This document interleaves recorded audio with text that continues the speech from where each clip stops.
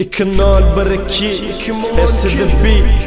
Yanımda Bego Can Kızıları Beats. Dostum için Yaşayan sevgilimi söyleyen en hatamı fiileyen dostlarım ben. S to the beat. Tane beat pişirdi iyi. Seyret kızgınlar pişirdi mi? Düşürdü mi? Yadına birini hiç dediğine olmaz bu haydımın hilini. Hemmez adım okey. Bedenini terbiyelemek yine key. Ulumsuluğu koy, bol yönü key. Saylava turma, kapan tupanını gey. Hey, dost seyredeli sağlığı. Gerek verdin al yazıp koy ver aylığı. Beter kızım zor baylığı.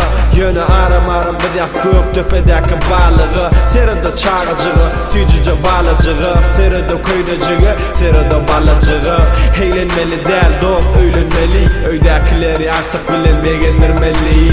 Dostum için yaşayan sevgilimi söyleyen en hatamı sileyen gerçeğime arayan dostlar için yaşayan sevgilim can söyleyen en hatamı sileyen dostlarım ben.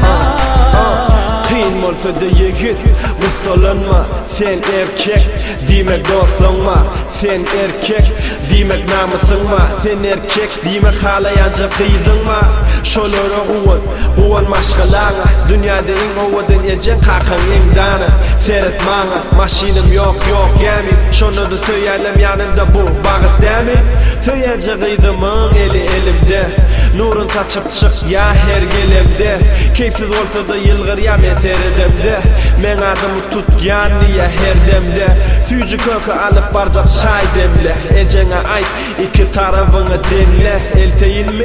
Söğü hakta çeper film mi? Ya ecen yanına bir hilim mi? Yine bardat diyeyim min Yürekteki maydayım min Dostlar benim, sevgilim benim Ağda bir yaşayım min Dostlar için